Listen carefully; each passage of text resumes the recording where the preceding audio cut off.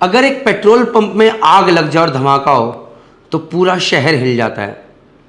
सोचिए अगर 100 petrol pump में एक साथ आग लगे तो शायद कुछ बचेगा नहीं। और जितना 100 पेट्रोल पंप में तेल होता है उतना अगर एक ऑयल टैंकर कैरी कर रहा हो और इस लोडेड ऑयल टैंकर के ऊपर एक बैलिस्टिक मिसाइल आके अटैक करे और एक धमाका हो, आग लग जाए और 20 घंटे लगे उस आग को बुझाने के लिए। Indian navy, French navy, US navy, ये सारी नेवीज बगल में खड़ी हैं। एक तरफ सोमालिया का कोस्ट है जहां से कभी पायलट्स आ सकते हैं और कप्तान और उनका पूरा क्रू कहता है कि हम डट के सामना करेंगे और इस आग को बुझाएंगे। जिगरा चाहिए। जी हाँ, मैं बात कर रहा हूं कैप्टन अविनाश रावत की और उनके क्रू की, जिन्होंने 20 घंटे हिम्मत नहीं आ रही, आग बुझाई और फाइनली अपने लोडेड शिप को वहां से बाहर निकाला। उन्हें भी रिसेंटली आईएमओ ब्रेवरी अवार्ड मिला है और उनके साथ ये पॉडकास्ट है, प्लीज ध्यान से देखिए और जानिए कि merchant navy is not easy. Merchant navy कमजोर दिल वालों के लिए नहीं है। जय हिंद, जय भारत, जय माता। हाय एवरीवन, जय हिंद, जय भारत, जय माता दी। मेरे साथ आज मेरे बहुत खास मित्र कैप्टन अविनाश रावत आप लोगों के सामने। इन्हें अभी आईएमओ ब्रेवरी अवार्ड मिला है। किस बात के लिए अभी आप स्क्रीन पे देख सकते हैं कि देखिए एक जहाज के ऊपर, ऑयल टैंकर के ऊपर आग लग गई थी। हाउदीज ने मिसाइल फेंकी थी और 2 दिन लग गए थे उस आग को बुझाने के लिए। और कैप्टन अविनाश रावत उसी जहाज पे थे, क्रू के साथ डटे रहे और फाइनली जहाज को बिना छोड़े उसे सेफ गार्ड करके वहाँ से निकाला गया। आईएमओ ब्रेवरी अवार्ड बहुत बड़ी बात होती है। एंड आई एम ब्लेस्ड कि मेरे मित्र हैं, देहरादून के हैं, हम दोनों ने पढ़ाई एक साथ करी है। पॉडकास्ट थोड़ा लंबा होगा क्योंकि ये बात सिर्फ आईएमओ ब्रेवरी की नहीं है, क्योंकि यहाँ बात करेंगे रावत जी से, उनकी जर्नी के बारे में, और फिर हाँ इस किस्से के ऊपर भी आएंगे। तो पहली बात धन्यवाद Rawat ji, thank you very much for joining. Thank you Praneet ji, आपने मुझे यहाँ बुलाया, इनवाइट किया है। प्रनीत जी, इतनी इज्जत पहले तो कभी नहीं दी आपने मुझे। आज तो हम हमेशा से देते हैं, वो आपको नजर नहीं आई होगी, बट हम देते हैं। अच्छा, किस हमेशा से आप मेरे को किस नाम से इज्जत देते हैं, जरा बताइए जरा सब लोगों को, किस नाम से आप क्या बुलाते हैं मुझे बताइए। स्कूल टाइम में तो हम आपको पौवा करके बुलाते थे। अच्छा, बट आप आज मुझे पोहे बुलाते हैं। जब थोड़ी टाइम पहले अपनी मीटिंग करी तभी आपने पोहे बुलाया था। यहाँ पर प्रनीत जी क्यों, ये बताइए। देखिए, कुछ जगहों पे ऐसा है कि मित्रता का कहीं पे खंडन ना हो जाए और कहीं पे किसी सेंटिमेंट्स हर्ट ना हो जाए, क्योंकि अभी पूरा देश देखेगा तो फिर हम चाहते हैं कि आपसे थोड़ा सा एक मित्र के अलावा भी कुछ एक डिग्निटी बना के चलें। अच्छा ठीक है, इसलिए हम आपको आज यहाँ पे प्रनीत जी ही बोलेंगे। धन्यवाद रावत जी, हम भी आपको रावत जी बोलेंगे। अच्छा ये बताओ विलास जी, चलो यार कैजुअल लगता है। विलास यार ये बताओ भाई कि जब आईएमओ ब्रेवरी अवार्ड का पता चला तो पहली फीलिंग क्या आई, या पता है सबसे पहली खबर किसने दी कि यार तुझे आईएमओ ब्रेवरी अवार्ड मिला है? एक्चुअली फ्रैंकली बताऊं आपको तो मुझे ऐसा कुछ पता नहीं था कि कोई ब्रेवरी अवार्ड इस चीज़ के लिए मिलेगा, क्योंकि ये अगर आप देखा जाए तो ये हमारा डे टू डे वर्क है और ये हमारा रिस्पॉन्सिबिलिटी है बेसिकली एज अ मास्टर, जहाज को सेफ रखना, क्रू को सेफ रखना, कार्गो को। तो अब ये अवार्ड जो मिला है, वी आर नॉट एक्सपेक्टिंग, सीधी सी बात जो है। हमने अपना काम किया है and some of the societies like IMO उन्होंने रिकॉग्नाइज किया and they have awarded us. तो जो ये इस अवार्ड का जो मुझे सबसे पहले जो बताया था हमारे शिप के सुपरिटेंडेंट हैं, उन्होंने मुझे बताया था कि आपका नाम नॉमिनेट हुआ है एंड आपको आईएमओ ब्रेवरी अवार्ड मिलेगा। एंड फ्रैंकली स्पीकिंग मैंने उसके बाद नेट पे जाके सर्च किया कि आईएमओ ब्रेवरी अवार्ड कैसे मिलता है और किस किस को मिलता है। अच्छा। हमें भी नहीं पता था कि आईएमओ ब्रेवरी अवार्ड का कोई मतलब ऐसे ही किसी काम के लिए भी मिल जाएगा कि जो एक नॉर्मल शिप का डेली रूटीन जॉब था। हालांकि ठीक है, ये मैं मानता हूँ कि ये एक थोड़ा एक्स्ट्राऑर्डिनरी कंडीशन थी, but we were not expecting थोड़ा एक्स्ट्राऑर्डिनरी। कभी जिंदगी में सोचा था कि मैं एक ऐसे जहाज पे सेल करूंगा जहां पर एक मिसाइल अटैक करेगी और ऑयल टैंकर में आग निकल रही होगी और 2 दिन लग रहे आग नहीं बुझ रही? कभी सोचा था कभी जिंदगी में? किसी ने नहीं सोचा। मैं आपको सही बताऊं, पहले तो कोई भी नहीं चाहेगा कि शिप में कभी आग लगे। आग का नाम सुन के ही लोग, आग का क्या, कोई भी इमरजेंसी, एक बार आप जहाज में चले गए, आप चाहते हैं आपका कॉन्ट्रैक्ट सेफली निकले विदाउट एनी सरप्राइजेस, कोई इंसिडेंट नहीं होना चाहिए, your crew should be safe, जहाज सेफ होना चाहिए, कार्गो सेफ होना चाहिए।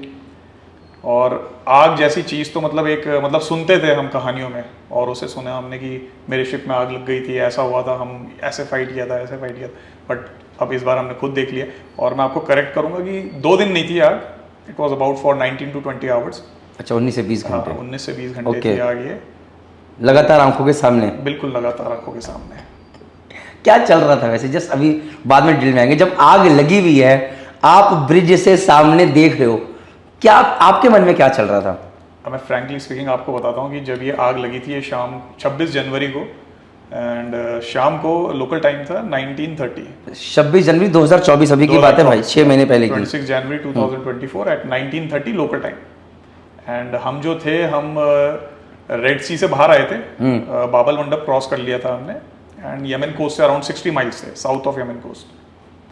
एंड शाम का 7:30 बजे का टाइम था, मैं अपना डिनर करके जस्ट ऑन द वे था ब्रिज के लिए, मतलब जस्ट लेट्स सी क्या हो रहा है, और सडनली पूरा शिप एक बारी में हिल गया। अच्छा। मतलब ठीक है, हमें मालूम था कि हम ऐसे एरिया से जा रहे हैं, एंड सारे प्रिकॉशंस SOPs हमने फॉलो कर रखी थी, सिक्योरिटी इंटेल्स भी थी हमारे पास कि ठीक है शिप जा रहा है, आपका शिप सेफ है, कुछ नहीं होगा आपके शिप को, क्योंकि हमारे we were not link to anybody basically, we were not link to Israel, उनका कार्गो नहीं था, हमारा ओनर हमारा इजरायली नहीं था, एंड वी वर, मतलब हम ये उम्मीद करके चल रहे थे कि ये हम पे तो अटैक नहीं होगा यहाँ पे एटलीस्ट। दो हमने जो कंपनी के SOPs होती हैं वो सब फॉलो कर रखी थी, we had 3 security guards also on board. तो एनीवेज जब शाम को ऐसे मैं ऑन द वे, मतलब डिनर करके जस्ट निकल ही रहा था ब्रिज के लिए, ए डेक में था मैं बेसिकली, ए डेक में हमारा मैस रूम था, तो अचानक से पूरा शिप हिल गया एक बारी में, धम करके एक आवाज आई, पूरा शिप हिल गया। बस वो जैसे हुआ मुझे लगा कुछ तो हो गया कांड, तो मैं इमीडिएटली ब्रिज की तरफ भागने लगा। अच्छा। मैं ब्रिज की तरफ भाग रहा हूँ तो मैं देख रहा हूँ ब्रिज टीम नीचे की तरफ भाग रही थी। ब्रिज टीम में थे हमारे चीफ ऑफिसर थे, जूनियर ऑफिसर था, एक AB था और 3 सिक्योरिटी गार्ड्स थे। ये सब नीचे भाग रहे हैं और मुझे बोल रहे हैं सर ब्रिज में आग, मिसाइल फायर हो गया, ब्रिज में आग लग गई है, ब्रिज में आग लग गई है। तो मैंने चीफ ऑफिसर को बोला ठीक है आप लोग जाओ सब मस्टर्स करो स्टेशन पे, एंड मुझे ज़रा ब्रिज पे देखने दो एग्जैक्ट सिचुएशन क्या है। तो मैं गया ब्रिज पे और मैंने हल्के से ब्रिज का डोर खोला, मैंने बोला पहले देखें अगर कुछ आग है कि क्या हुआ है, कहीं ऐसा ना एकदम से निकले आग। एकदम से कहीं फ्लेम्स बाहर ना आ जाए। एंड और जहाज चल रहा है? जहाज चल रहा है। जहाज कितनी स्पीड पे चल रहा था उस टाइम जहाज? Around 15 to 16 knot, because we were at full speed में था as per the SOPs, company SOPs। हाँ SOP था कि मैक्सिमम स्पीड में जाना है। तो जैसे ही मैंने ब्रिज का डोर खोला तो मैंने देखा यार ब्रिज पे तो आग नहीं लग रही है, कुछ दिख नहीं रहा है, बट ब्रिज से दूर सामने पे मुझे दिख रहा है कि फ्लेम्स निकल रहे हैं बहुत। तो मैंने फिर पूरा डोर खोल के मैं आराम गया आगे फ्रंट में देखा, तो मैंने देखा कि स्टारबोर्ड साइड मैनीफोल्ड के पास, कार्गो मैनीफोल्ड के पास, near to number 5 cargo tank, starboard cargo tank, मतलब 10-15 मीटर की फ्लेम्स, आग अच्छी खासी लगी हुई है। तो फिर जब देखा तो फिर आप सोचो, एक बार तो पहले समझ ही नहीं आया, थोड़ी देर पे तो मैं फ्रीज हो गया, ये हुआ क्या, ये हमारे साथ भी हो सकता है, मतलब ऐसा सोच के मैं फ्रीज हो गया। बट फिर थोड़ी देर में बैक टू सिचुएशन पे आके फिर से कि ओहो अब तो हो गया है, अब इसे निपटना कैसे है वो करो स्टार्ट। निपटना कैसे है कि भागे, दोनों में 2 चीज आती है दिमाग में, आदमी कैसे चीज। बिल्कुल सही कहा आपके दिमाग में ये नहीं आया कि भागे अब यहाँ से जैसे बाकी सब लोग नीचे। बिल्कुल सही कहा आपने, मेरे दिमाग में भी दोनों चीजें चल रही थी कि ये पहले तो सिचुएशन किस कंडीशन की है कि हम निपट भी सकते हैं कि नहीं निपट सकते हैं। तो जैसे मैंने देखा तो सबसे पहले मैंने मस्टर स्टेशन का अलार्म रेस किया और मैंने सबको बोला सब लोग मस्टर स्टेशन में आओ, हेड काउंट लो।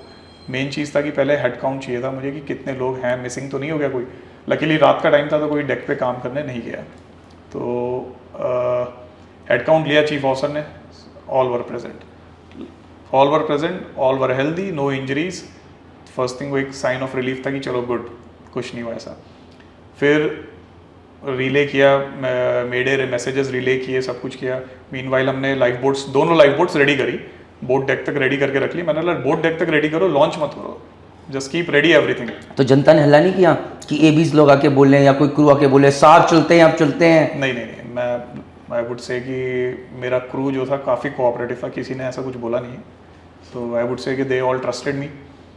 तो उन्होंने मस्टर किया सब कुछ करके, फिर मैं अकेला था ब्रिज पे। फिर मैंने थर्ड मेट को पहले बोला कि तुम ऊपर आओ, और यहाँ से मेरे से डॉक्यूमेंट्स जो थे, जहाज़ के डॉक्यूमेंट्स बेसिकली, क्रू के सर्टिफिकेट, शिप के ट्रेडिंग सर्टिफिकेट्स, मतलब ये सब मेरे बैग रूम में जाओ, मेरे रूम में मेरा ब्रीफ केस खाली है, उसमें सारे सर्टिफिकेट्स भरो और नीचे लेके चले जाओ, आप लाइफ बोट डेक में लेके जाओ। तो थर्ड मेट वो किया। मीनवाइल चीफ ऑफिसर मेन था, अभी था, आग तो दिख रही थी। तो सबसे पहले इसको करने से पहले, ये मस्टर करने के टाइम पे, मीनवाइल चीफ ऑफिसर को मैंने बोला कि तुम जाके फोम मॉनिटर्स जो थे उनको डायरेक्ट कर दो जहाँ, मतलब एक बार जब हमारा हेड काउंट हो गया, सब कुछ हो गया, तो चीफ ऑफिसर को मिला अपने साथ 2-1 लोग लो और फोम मॉनिटर्स को जो साइट है वहाँ पे डायरेक्ट कर दो, और मीनवाइल चीफ इंजीनियर को बोला आप आईजी स्टार्ट करो और डेक वाटर चालू करो। तो चीफ इंजीनियर ने, he was a lonely person, he went to the engine room, और वो अकेले गए। वो अकेले जाके उन्होंने अपना, अच्छा मीनवाइल ये सब हो क्या रहा आप था। उनका शुभ नाम बता सकते हैं यहाँ पर, मैं चाहूँगा, या अलाउड नहीं है? नहीं नहीं बिल्कुल बताएंगे, क्योंकि he was one of my I would की पर्सन जिन्होंने इस चीज़ में मेरा बहुत मतलब ये आग को कंट्रोल करने में काफ़ी साथ दिया है। तो उनका नाम है Nilesh Kotian, is from Karnataka. Okay. So वो गए, उन्होंने इंजन रूम में गए। मीनवाइल मैंने क्या है, इंजन को स्टॉप भी कर दिया था, क्योंकि बेसिकली जब हम मूव कर रहे थे तो फ्लेम्स क्या था, पूरा कॉम्बिनेशन की तरफ आ रहे थे। तो वी स्टॉप, मीनवाइल वो स्टॉप भी कर रहा था मैं इंजन्स को। और इस बीच में चीफ इंजीनियर ने सुपर फास्ट वे में आई वुड से कि उन्होंने आईजी भी चालू कर दिया। चीफ ऑफिसर ने फोम मॉनिटर्स डायरेक्ट कर दिए, आईजी का मेन आइसोलेशन वाल्व ओपन कर दिया, सारे टैंक्स में आईजी जाना चालू हो गया। एंड फिर मैंने सेकंड इंजीनियर को बोला तुम जाओ फोम सिस्टम स्टार्ट करो। अब इसके अंदर मैं जस्ट जानना चाहता हूँ, चीफ ऑफिसर डेक पे, अकेले चीफ इंजीनियर नीचे और सेकंड ईयर, बाकी सब crew is on the live. तो इसमें क्या था कि chief engineer went down alone, second engineer foam room में गया, चीफ ऑफिसर अपने साथ एक ऑफिसर को लेके, one of the duty officers, and pumpman और बोसन को लेके डेक पे गया। उसने फोम मॉनिटर्स डायरेक्ट किया साइड की तरफ, और बाकी क्रू सब मस्टर्ड था, ठीक है ना। बाकी क्रू को बोला हुआ था मैंने कि नोबडी विल गो, आप सब उधर ही रहो। अभी ये फायर में एक इशू सबसे बड़ा ये था कि एक्सप्लोजन का डर था, तो मैंने किसी को भी नहीं बोला कि तुम फायर के पास जाना। दूर से ही हमने फोम मॉनिटर डायरेक्ट कर दिए, we started everything, system start किया, फोम सिस्टम। बट प्रैक्टिकली जब यूज किया उसको तो कितना तेल था टैंक में, सॉरी पहले तो कितना तेल था उस टैंक में जिसमें आग लगी थी? जिस टैंक में लगी थी आग, इट वाज ऑलमोस्ट 95% लोडेड था, अराउंड 10,000 टन्स। तो यार एक बात सुनो, आप अभी भी मतलब जिगरा चाहिए अगर मैं बोलूं, 10,000 टन तेल, और पूरे जहाज में कितना तेल था? पूरे जहाज में अराउंड 85,000 टन्स। 85,000 टन। तो एक्सप्लोजन का डर था और फिर भी आप लोग जहाज पे? बिल्कुल बिल्कुल, आप सही कह रहे हो, एक्सप्लोजन का डर था, तो इसलिए ही हम, वो एक कैलकुलेटेड रिस्क था आई वुड से। मुझे मालूम था कि अगर 5 स्टारबोर्ड में एक्सप्लोजन होगा तो पहले एक्सप्लोजन 5 स्टारबोर्ड के ही पास होगा। तो nobody was near to 5 starboard, सब जो फोम मॉनिटर्स थे वो काफ़ी दूर थे उससे। और दूसरा, एक बार आईजी चालू हो गया था तो थोड़ा सा लग गया था कि अब आईजी चालू हो चुका है। बेसिकली होता क्या है कि वेपर्स जो है ना आपके ऊपर ही आएंगे। अगर ये खाली टैंक होता तो एक्सप्लोजन के चांसेस ज़्यादा होते हैं। अभी फुली लोडेड था तो उसका बफर स्पेस जो था बहुत कम था, और आईजी आपने दे दिया अंदर, आईजी चालू कर दिया, तो एक्सप्लोजन तो अंदर से था कि एक्सप्लोजन नहीं होगा, जो होगा सरफेस में आग लगी रहेगी। बट टैंक के बगल वाला टैंक तो गर्म हो रहा होगा, खतरनाक हीट हो रहा होगा। हाँ वही मैं बता रहा हूँ। देखिए अभी क्योंकि ये एफएमएक्स टैंकर था, काफ़ी मतलब 40 बीम्स इसकी, 40 मीटर की बीम है इसकी। तो जो दूसरा टैंक है और जिसके एडजेसेंट टैंक्स थे और भी आगे पीछे और साइड के टैंक, इनका मुझे डाउट था कि इनका टेम्परेचर ना बढ़े। तो उसके लिए क्या हुआ कि हमने सेकंड इंजीनियर के पास लेज़र गन भी थी और हमारे टेम्परेचर सेंसर्स इन टैंक के सीसीआर में काम कर रहे थे। ग्रेट। तो वो हम मॉनिटर करते रहे एंड आईजी डालते रहे। आईजी सारे टैंक्स में जा रहा था। आईजी बेसिकली क्या है कि अगर एक आईजी एक तरीके से दूसरे टैंक्स को अवॉइड करता कि उनमें कोई एक्सप्लोजन ना हो जाए, उनका एटमॉस्फेयर जो है सेफ रखने का काम है, तो वो काम चालू हो चुका था। एक जो था वो सिर्फ था कि ये कार्गो जो था नाफ्ता था, highly volatile, highly explosive, flammable, and बस वही एक डाउट था कि ये कार्गो जो है इसके साथ खेलना थोड़ा सा कैसा रहेगा, उसका आइडिया किसी को नहीं था पता। जो सीधी बात बोलूँ मैं आपको। और आप ये बताइए, इतने साल आपने सेल किया है, कितने साल आप सेल कर चुके हैं सर? मैं स्टार्ट किया था 2004 में, so you can say about 20 years of 20। और इसमें लगभग सी टाइम कितना होगा आपका? 10 साल मान सकता हूँ? हाँ इजीली 10 से 12 साल मान सकता हूँ। Correct. तो कभी जिंदगी में इस हमने ग्राउंडिंग के लिए, कोलिजन के लिए क्या होता है ग्राउंडिंग के लिए, ये कभी नहीं किया था कि मिसाइल आएगी और इसका आरे बना होगा? एग्जैक्टली आरे, देखिए मिसाइल के लिए आप आरे बनाएंगे भी तो आप मिसाइल को आरे से रोक तो सकते नहीं है, ठीक है ना। तो इसमें आरे मतलब मैं वो वही बता रहा हूँ ना कि ये किसी ने एक्सपेक्ट भी नहीं किया था, और ये फर्स्ट टैंकर था जिसकी ये कंडीशन हुई दुनिया का फर्स्ट टैंकर, हिस्ट्री का फर्स्ट टैंकर जिसपे लोडेड टैंकर, उसके ऊपर मिसाइल गिरी है and vessel is on fire. तो मतलब एक टाइम में तो लगा था कि यार फंस गए, बुरा फंस गए हैं। तो अच्छा फिर क्या हुआ? अब सेकंड इंजीनियर फोम रूम में, चीफ इंजीनियर नीचे, चीफ ऑफिसर डेक पे, फिर चीफ ऑफिसर डेक पे, and we started the system. Foam start किया, तो जब इनिशियली स्टार्ट किया फोम तो डायरेक्टली उसकी तरफ डायरेक्ट करके, फायर की तरफ डायरेक्ट करके वी स्टार्टेड। 3000 लीटर्स की कैपेसिटी होती है फोम टैंक की, I think within 20-25 minutes में ख़त्म हो गया and the situation is still same वो तो नापता है उसको कुछ मतलब हार्डली एनी इफेक्ट, क्योंकि वहाँ सरफेस पे टैंक टॉप में अराउंड 5 मीटर्स का गैश क्रिएट हो गया था।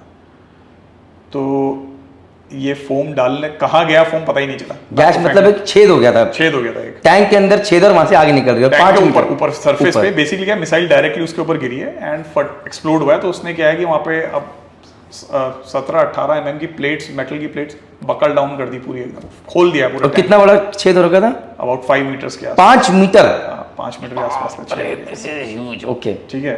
एंड उसके बाद जब वो फोम खत्म हो गया तो आप बोले यार फोम तो खत्म हो गया, अब क्या होगा? बोला ठीक है कोई बात नहीं, आईजी चालू रखो बस। आईजी चालू, डेक वाटर चालू। और डेक वाटर के साथ हमने एक और चीज़ किया कि जो एडजेसेंट टैंक्स थे उनके ऊपर बाउंड्री कूलिंग चालू रखी, सो दैट कि उनका टेम्परेचर ना बढ़े और कंटिन्यूसली मॉनिटरिंग टेम्परेचर की चल रही थी। जो ये टैंक था, इस टैंक का भी टेम्परेचर हम गन से मॉनिटर कर रहे थे, but it was not so reliable, क्योंकि इसका जो सेंसर था वो तो एक्सप्लोजन में उड़ गया था। ठीक है ना, तो उसका टेम्परेचर हमें पता नहीं चल रहा था। और जो गन से भी ले रहे थे वो सरफेस टेम्परेचर तो वॉज क्वाइट हाई, 50 डिग्रीज के आसपास दिखा रहा था, बट वो हमें पता था कि यार ये सिर्फ सरफेस में है, कार्गो का टेम्परेचर इतना नहीं है। तो अब ये होने के बाद फिर हमने अच्छा जब ये चल रहा था तो फिर बीच में थर्ड ऑफिसर को मैंने वो सर्टिफिकेट्स भेज दिए। फिर मैं अकेला था तो मैंने बोला कि यार सेकंड मेट को ऊपर भेजो, I need a person on board on the bridge for communication purpose. और एक ड्यूटी एबी को भी बुला लिया। उसका भी रीज़न था कि सेकंड मेट को बोला कि तुम बाकी कम्युनिकेशन करो, मेडे वेडे तो हमने रिलीव वो कर दिया था रिले, एंड नेवल वेसल्स को स्पेशली, बिकॉज उससे आफ्टरनून में हमें फ्रेंच नेवी दिखी थी, तो वी वर थोड़ा होपफुल था अपने लिए, वो था कि वी वर एक्सपेक्टिंग कि कोई नेवल वेसल तो है नियर बाय में। तो we started relaying the mayday, and हमारे पीछे एक वेसल आ रहा था, एक और लोडेड टैंकर था अखिलीस करके, and the master of that tanker also helped us a lot. उन्होंने हमारे को बोला VHF में कि आपको कोई असिस्टेंस चाहिए, we are here to help you guys, and हमारे बिहाफ में भी वो मेडे ट्रांसमिट कर रहे थे। एंड तो वी टोल्ड देम कि बिकॉज वो भी एक लोडेड टैंकर था तो they could not approach near to us, तो वी सेड कि ठीक है आप स्टैंड बाय रहो पास में, in case we abandon then we might need you. अच्छा, मीनवाइल ये सब चल रहा है, कंपनी को भी इन्फॉर्म कर दिया है, कंपनीज ऑल्सो मतलब दे आर इन प्रोग्रेस की प्रोसेस की। अभी वहाँ तो खतरनाक माहौल होगा, किसी को बिलीव नहीं हुआ, एक्चुअली किसी को भी बिलीव नहीं हुआ। तो जब अपने फोटोज वीडियो सरप्राइज था तो मैं अभी हंस रहा हूँ, लेकिन लाइव जो देख रहा होगा उसका क्या होगा, तो मैं जस्ट थोड़ा कैजुअल वो करना चाह रहा हूँ। तो हमारे जो DPA थे उन्होंने बोला कि अरे क्या बोल रहे हो आप? मैंने बोला सर ये रियलिटी है अभी, तो वीडियो में दिखाओ। वीडियो दिखाया तो इसे ये तो हो गया, खतरनाक हो गया। तो ही सेड ओके आप करो, मैं तब तक फायर फाइटिंग एक्सपर्ट से एडवाइस लेता हूँ and we'll see what best we can do. तो मीनवाइल हम ये अपना रखा हमने अपना, एंड उन्होंने भी फिर इस बीच में फायर फाइटिंग एक्सपर्ट्स को एडवाइस लिया। तो उन्होंने देखा, उन्होंने बोला ठीक है बड़ी फायर नहीं है, हो जाएगा कैप्टन, हो जाएगा। अब वो सैटरडे था, वीकेंड, फायर फाइटिंग एक्सपर्ट्स हमारे बाहर के थे। वीकेंड मतलब वीकेंड था, फोन कॉल्स नोइंग, ठीक है, बट एनीवेज जो उन्होंने देखा सिचुएशन, नहीं इतनी बड़ी फायर नहीं है, हो जाएगा, कंट्रोल हो जाएगा। अब मुझे तो अंदर से पता है, मैं तो देख रहा हूँ लाइव, मैंने बोला ठीक है बंदे ने तो बहुत कैजुअली बोल दिया है, चलो ठीक है we will give our best, हम तो नहीं छोड़ेंगे। अच्छा, इस बीच में ये सब जब हो रहा था तो इस बीच में फ्रेंच नेवी ने हमें बोला कि they will be around next 4 to 5 hours they will come to our side. तो जब उन्होंने ये बोला है, ये 7:30 बजे एक्सप्लोजन हुआ था, एंड अराउंड 2 घंटे के अंदर हमें इन्फॉर्मेशन मिल गई कि रफली next day around early morning 1 to 2 के बीच में, 1 o'clock to 2 o'clock के बीच में फ्रेंच नेवी आ जाएगी। अच्छा, जब फ्रेंच नेवी आ जाएगी सुन लिया हमने, तो थोड़ा एक कॉन्फिडेंस लेवल बढ़ गया। मैंने ठीक है अबैंडन की तो अभी ज़रूरत है नहीं। अच्छा, इस 4 घंटे तक फ्रेंच नेवी ने बोला कि हम आ जाएंगे, या ये अभी तक 1.5-2 घंटे निकल चुके होंगे। आपका क्रू, मुझे कंपनी से ज़्यादा इंटरेस्ट क्रू के अंदर है। क्रू ने एक बार भी किसी ना कोई चीफ ऑफिसर, सेकंड इंजीनियर, नहीं सर चलते हैं, ये तो कभी फट सकता है, ऐसा कुछ नहीं हुआ? मैं वही आपको बोल रहा हूँ कि I really admire my crew. कमाल है यार, मतलब तालियां हैं। किसी ने भी मुझे आके ये नहीं बोला कि सर अबैंडन करना चाहिए। Nobody was nervous, I would say. ठीक है, एक प्रैक्टिकल होता है, ह्यूमन नेचर होता है कि नर्वसनेस होती है, एंड आई वुड से कि उस सिचुएशन को देख के हर किसी को होना चाहिए। But nobody let me feel that nervousness. सब लोग एकदम नॉर्मल थे, अपना काम कर रहे थे और एफिशिएंटली कर रहे थे। और ये इसलिए ऐसा भी- नहीं कि फायर है सर, मैं नहीं जाऊंगा सर, फोम मॉनिटर के पास नहीं जाऊंगा, फायर है वहाँ पे। किसी ने नहीं। किसी ने नहीं बोला। Chief officer went, third officer went there, bosun went there, pumpman went there. Was it किसी ने because भी they नहीं बोला। trusted you also as a leader कि यार आप या तो आप उस टाइम इतने काम थे, you were calm and composed as a leader that they thought अगर ये नॉर्मल है, अगर आप पैनिक करते तो शायद वो भी पैनिक करते, कुछ ऐसा हो सकता था? Maybe I would say maybe. Maybe. I would say कि they completely trusted my actions and they completely trusted what I was doing from the bridge. मैं यही बोल सकता हूँ। मुझे नहीं पता मैं कैसे रिएक्ट करता आपकी जगह पे, बिल्कुल नहीं आइडिया। देखिए अंदर से तो डर, मैं कह रहा हूँ ना, डर एक स्वाभाविक थे, वो है, डर तो था ही, अंदर से तो डर ही लग रहा था। कभी भी मेरे दिमाग में भी 10 चीजें चल रही थी कि अगर एक्सप्लोजन हो गया, अभी क्या करना है, इसके बाद नेक्स्ट स्टेप क्या होगा। लाइफ बोट्स तो हमारी रेडी थी, लाइफ बोट लॉन्च करना वाज नॉट अ ग्रेट, मतलब वो नहीं था कि नहीं होगा, हो जाएगा। कि lifeboat बगल में सब जहाज ready खड़ा है थोड़ी दूरी पे, तो वो भी सब बगल ready में है। जहाज खड़ा था थोड़ी दूरी में। अच्छा, एक कंसर्न और था कि बगल में सोमालियन कोस्ट भी था। वर्स्ट पार्ट ये था कि साउथ में, further south about 30 to 40 miles was Somalian coast. वो भी एक खौफ सता रहा है। अच्छा, अब ये थ्रू आउट द टाइम क्या है कि engines, we were frequently using the engines to give a leave for the fire, मतलब कि ताकि हमारा जो है बेसिकली जो विंड जो है वो अकोमोडेशन की तरफ ना है, अगेंस्ट ना आए और अकोमोडेशन की तरफ ना आए। अगर क्योंकि अकोमोडेशन की तरफ आ गया the safest place is compromise ना हो, वहाँ पे सेफ्टी कॉम्प्रोमाइज ना हो। तो मूवमेंट भी दे रहे हैं। अब लकी बोलूँ या अनलकी बोलूँ, वो लीव प्रोवाइड करने के लिए we have to continuously on a frequent basis we have to go on a southernly course. That was we were going close to the Somalian coast. So एक वो खौफ भी था कि यार हम सोमालिया कोस्ट के पास, मतलब एक तरफ आग दूसरी तरफ पायरेसी। एक तरफ आग, जोर से बोलो जय माता दी है, जोर से बोलो जय माता दी, अंदर से तो जय माता दी हो रहा था। तो वो दोनों चीज़ें चल रही हैं दिमाग में कि यार अगर यहाँ से बचे तो यहाँ से बचे तो वहाँ फंसे। बट एनीवे मैंने बोला ठीक है, पहली प्रायोरिटी है ये, इनसे ये आग को बुझाना है, और अगर हमने जितनी भी कोशिश करें इसको बुझाना है, और फिर दूसरा सेकेंडरी अपना पायरेसी है वो देखेंगे। और जो दूसरा जो स्टैंड बाय खड़ा था उसको भी डर होगा यार अंदर से कि मैं तो खड़ा हूँ। वही मैं बोल रहा हूँ कि सी वो एक लोडेड टैंकर है, एफ्रामैक्स टैंकर था, एंड आई रियली से कि उस कैप्टन को भी मैं सल्यूट करूँगा कि वो खड़ा था वहाँ पे, द वेसल वॉज देयर। अभी देखो हमारे ऊपर अटैक हुआ, उसके ऊपर भी अटैक हो सकता था, फिर भी उसने वो बिना परवाह करे, and he was with the tone I can मतलब realise that he was an Indian captain. और उनका नाम नहीं पता आपको? मुझे नाम नहीं पता। किस शिप का नाम क्या था सर? आकिलीज, अगर मैं गलत नहीं हूँ, the name of the vessel was Achilles. Achilles, okay, thank you sir, thank you very much. India ही जा रहे थे। अच्छा। एंड आपके पॉड के माध्यम से मैं उनको रियली आई वुड से कि थैंक यू वेरी मच। ऐसा कोई नहीं करता आई वुड से, क्योंकि वो भी एक लोडेड टैंकर है, उसको भी उतना ही रिस्क है अटैक का जितना हमें था, but still they were there. फिर ये सब चलो चलता रहा, एंड अब 4-5 घंटे वापस आते हैं कि फ्रेंच नेवी ने बोला कि हम 4-5 घंटे में पहुंच रहे हैं। हाँ। तो जी आपने टीम को बता दिया कि फ्रेंच नेवी आ रही है। तो देखो टीम को बता दिया कि घबराना मत, अगर आग नहीं बुझी तो फ्रेंच नेवी आने ही वाली है, हम लाइफ बोट लोअर करके चले जाएंगे। जय माता। तो मतलब एक कॉन्फिडेंस लेवल उनका भी, उनको भी थोड़ा सा वो रखना ही था, बूस्टअप करके रखना था कि और दूसरी बात है कि सोमालिया से ही बच गया, अगर फ्रेंच नेवी आ गई तो सोमालिया वाले तो नहीं एक बार आएंगे। वॉरशिप आ गया तो फिर मतलब Security हो जाएगी। सिक्योरिटी भी मिल गई है एंड सेफ्टी भी हो गया वहाँ पे। ओके, फिर तो फिर अराउंड मॉर्निंग में 1:30 बजे के आसपास फ्रेंच नेवी अराइव। मतलब 5 घंटे, 7:30 से 1:30, 5 घंटे हो अराउंड गए। रफली about 1:30 in the morning French navy आई। तो उन्होंने सिचुएशन पूछा क्या है क्या नहीं है, तो बताया उनका चॉपर ने एरियल व्यू से हमारा पूरा वो किया, देखा कि क्या है कंडीशन वेसल का। एंड फिर उन्होंने पूछा कि captain what do you want from अस, क्या चाहिए आप भैया, ये क्या? अच्छा चलो ठीक है, फिर आगे। तो if you want to abandon we are here for you. मैंने बोला currently we are not abandoning the vessel, but please stand by near to us, and if you can help us in fighting this fire then please. तो वो हमारे stand by रहे, and fighting में उन्होंने ऐसा कुछ बोला नहीं कि हम आपकी कुछ मदद करें इससे कि नहीं, बट उन्होंने we are here in case आप अबैंडन करोगे, आपका क्रू करेंगे, आप करोगे तो हम लोग आपको रेस्क्यू करने के लिए आ जाएंगे। तो एक जहाज खड़ा है, लोडेड टैंकर खड़ा है, एक फ्रेंच नेवी आके खड़ी है, और अभी पानी चल रहा है और आईजी चल रही है। करेक्ट।